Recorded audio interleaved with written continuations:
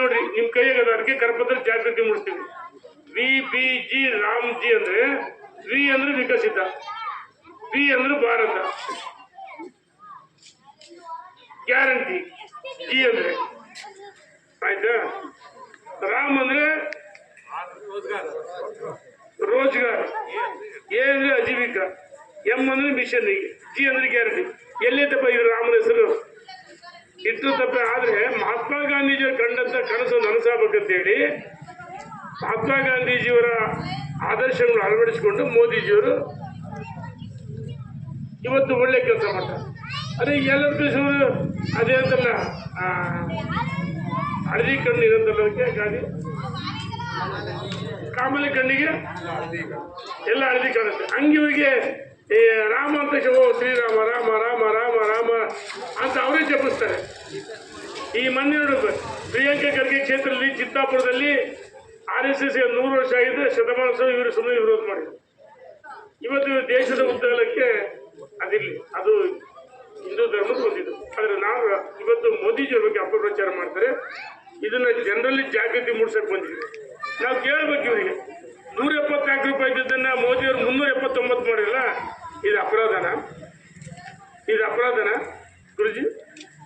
170 379 ರೂಪಾಯಿ ಮಾಡಿದ್ರು.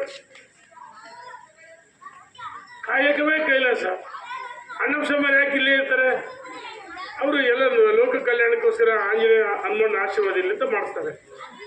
ಹಂಗೆ ಮಾಡಿದ ಇವತ್ತು ಮೋದಿಜಿಯವರು ಅವ್ರಿಗೇನು ಹೆಂಡತಿ ಮಕ್ಕಳು ಇಲ್ಲ, ಕೂಲಿ ಕಾರ್ಮಿಕರಿಗೆ ಒಳ್ಳೆ ಕೆಲಸ ಮಾಡ್ತಿದ್ದಾರೆ. 170 ಆಗಿದ್ದದನ್ನ 379 ರೂಪಾಯಿ ಮಾಡಿದರೆ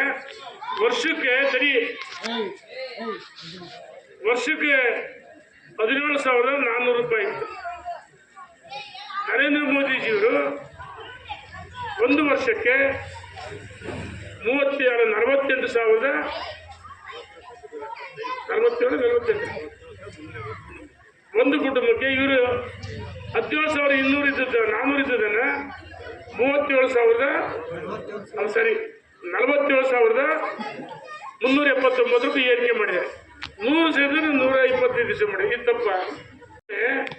ಶಾಶ್ವತ ಯೋಜನೆಗಳು, ಶಾಲಾ ಕಟ್ಟಡ, ಅಂಗನವಾಡಿ ಕಟ್ಟಡ, ರಸ್ತೆಗಳು ನೋಡಿ ಇಲ್ಲೇ ಅದವಲ್ಲ, ಇದನ್ನೆಲ್ಲ ಮೋದಿಯವರು ಮಾರ್ಪಾಡು ಮಾಡೋದು. ಅದು ಲೋಕದೋಷ ಇದ್ದು ಕೆಲವು ಸುಮ್ಮನೆ ಮಣ್ಣು ಉಕ್ಕಿ ಬಿಲ್ ತಗೊಂಡ್ರು. ಹೌದಾ? ಉದ್ಯೋಗ ಖಾತೆ ಮಣ್ಣು ಉಕ್ಕಿ ಬಿಲ್ ತಗೊಂಡು ಸತ್ತರಿಸಿ ಬಿಲ್ ತಗೊಂಡ್ರು. ಅದು ಶಾಶ್ವತ ಯೋಜನೆ ನರೇಂದ್ರ ಮೋದಿ ಜಾರಿತಂದರೆ ಇದನ್ನ ಕಾಂಗ್ರೆಸ್ನವರು ನೋಡಿ ಸಹಿಸಕ್ಕಾಗ್ತಲ್ಲ. ಅವರು ನೆಹರು, ಇಂದಿರಾ ಗಾಂಧಿ, ರಾಜೀವ್ ಗಾಂಧಿ ಸ್ಟೇಡಿಯಂ, ಅಂತಾರಾಷ್ಟ್ರೀಯ ವಿಮಾನ ನಿಲ್ದಾಣ, ಆಸ್ಪತ್ರೆ, ಯೂನಿವರ್ಸಿಟಿ ಅವರವೇ ಹೆಸರಿಟ್ಟಿ ಹೋದ್ರು. ಮೋದಿಜಿ ವಾಜಪೇಯಿ ಎಲ್ಲರ ಹೆಸರಿಟ್ಕೊಂಡ?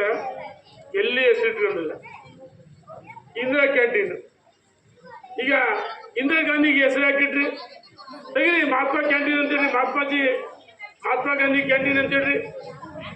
ದುಡ್ಡಿಡೋಕ್ಕೋಸ್ಕರ. ಮತ್ತು 5 kg ಅಕ್ಕಿ ಕೊಡೋದು ಮೋದಿಯವರು. ಇವರು 10 kg ಅಂದರು. ಸನ್ಮಾನ್ಯ ಸಿದ್ದರಾಮಯ್ಯನವರೇ 10 kg ಯಾಕೆ ಕೊಡಲಿಲ್ಲ ನೀವು? 174 ರೂಪಾಯಿ ಕೊಡ್ತಿದ್ರೆ 600 ಕೋಟಿ ಭ್ರಷ್ಟಾಚಾರ ಆಗಿದೆ. ಅದರಲ್ಲಿ ಹಣನೇ ಬಂದಿಲ್ಲ. ಅಕ್ಕಿ ದುಡ್ಡು, ಗೃಹಲಕ್ಷ್ಮಿ 2,000 ಬಂದಿಲ್ಲ, 1,000 ಕೋಟಿ ಭ್ರಷ್ಟಾಚಾರ ಆಗಿದೆ. ಎಲ್ಲಿಯೋ ದುಡ್ಡು ಹೇಳ್ಬೇಕಲ್ಲ ಇದು? ನಾವು ಹೇಳ್ತಾ ಇದೀವಿ. ಮತ್ತು ಶಕ್ತಿ ಬಸ್ಗಳೇ ಇಲ್ಲ ಹಳ್ಳಿ ಜನರಿಗೆ.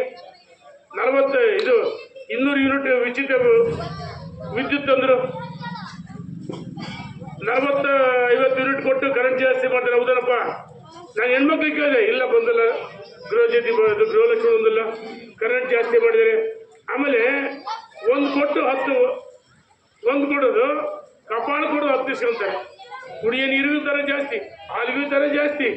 ಇನ್ನು ಸಂಜೆ ಯಾರಾದ್ರೂ ಸುಸ್ತಾಗಿದ್ದು ಸ್ವಲ್ಪ ಹಾಕಿದ್ರೆ ಅದಕ್ಕೆ 4 ಕೊಟ್ಟು ಜಾಸ್ತಿ ಮಾಡಿ. ಅಡಿಯೋ ಸರಿ ನೀ ಹೇಳ್ತೀರಿ. ಈಗ ಹೇಳ್ತೀರಿ ಹಾಸ್ಪಿಟ್ಲ್ ಇದ್ರು, ಸಣ್ಣ ಹಾಸ್ಪಿಟ್ಲ್ ಹತ್ರಕ್ಕೆ ದೂರ ಮಾಡಿ 205 ಮಾಡಿದೀವಿ. ಹೊನ್ನಾಳಿ ರಸ್ತೆಗಳು ಯಾವ ಕಾಲಕ್ಕೆ ಹೋಗ್ತೈತೆ? ಬೋರ್ವೆ ನಿಮ್ಮ ಊರಿಗೆ ಮತ್ತೆ ಬೋರ್ವೆ ಮಾಡಿಸಿದ್ವಿ. ನಮಗೆ ನಾನು ಗೆದ್ದಿದ್ರೆ ಅರಕೆರೆ ಮತ್ತು ಇಲ್ಲಿ 2 ಹತ್ರ ಮಾಡಿಸಿದ್ವಿ. ಅದನ್ನು ಪೂರ್ತಿ ಹರಿಹರದಿಂದ ಶಿವಮೊಗ್ಗರಿಗೆ ಮಾಡಿಸ್ಬೇಕಂತ ಇತ್ತು. ಆದ್ರೂ ಬಿಟ್ಟಿಲ್ಲ. ನಮ್ಮ ರಾಘವೇಂದ್ರ MP ಅವ್ರನ್ನ ನಾವು ಗಡ್ಕರಿ ಭೇಟಿ ಮಾಡಿ ಈ ರಸ್ತೆ ಬೋರ್ವೆಲ್ ಮಾಡಿಸ್ಬೇಕಂತ ಇದೀವಿ, ಪ್ರಯತ್ನ ಮಾಡ್ತಾ ಇದೀವಿ. ಯಡಿಯೂರಪ್ಪನವರು ಮೋದಿಯವ್ರ ಕಂಡು ಭೇಟಿ ಮಾಡಿದ್ದಾರೆ. ರಾಷ್ಟ್ರೀಯ ಹೆದ್ದಾರಿ ಬೋರ್ವೆಲ್ ಮಾಡಿಸ್ಬೇಕಂತ ನಮ್ಮ ಕನಸಿನ ಅದು ಮಾಡೇ ಮಾಡ್ತೀವಿ ಬಿಡಲ್ಲ. ಅಪಘಾತ ಗುಂಡಿ ಮುಚ್ಚಕ್ಕಾಗಿಲ್ಲ ಸರ್ಕಾರ ಯೋಗ್ಯತೆಗೆ ಅಭಿವೃದ್ಧಿನೂ ಮಾಡಿಲ್ಲ ಅಂತ ಶೂನ್ಯ ಸರ್ಕಾರ ವಿರುದ್ಧವಾಗಿ ಜನರಲ್ಲಿ ಮೋದಿಜಿಯವರು ತಂದಂಥ ಒಂದು ಕನಸಿನ ಯೋಜನೆ BBG ರಾಮ್ಜಿ ಯೋಜನೆಗೆ ಪ್ರತಿ ಹಳ್ಳಿಗಳಲ್ಲಿ ಜಾಗೃತಿ ಮೂಡಿಸಿ ಬೆಂಬಲ ಕೊಡಬೇಕಂತ ಹೇಳಿ ನಾವು ಬಂದಿದ್ದೀವಿ. ಇದಕ್ಕೆ ಮೋದಿಯವರು ಬೆಂಬಲ ಕೊಡ್ಬೇಕು ತಾನೆ. ಸತ್ತವರ ಹೆಸರಿಗೆ ಬಿಲ್ ಆಗ್ತಿತ್ತು, ಭ್ರಷ್ಟಾಚಾರ ತಡೆದಲ್ಲ. ಬರೀ ಬರೀ ಅರ್ಥ ಬರ್ರಿ ಅರ್ಥ ಬರ್ರಿ ಬರ್ರಿ ಬರ್ರಿ ಎಲ್ಲ ಬರ್ರಿ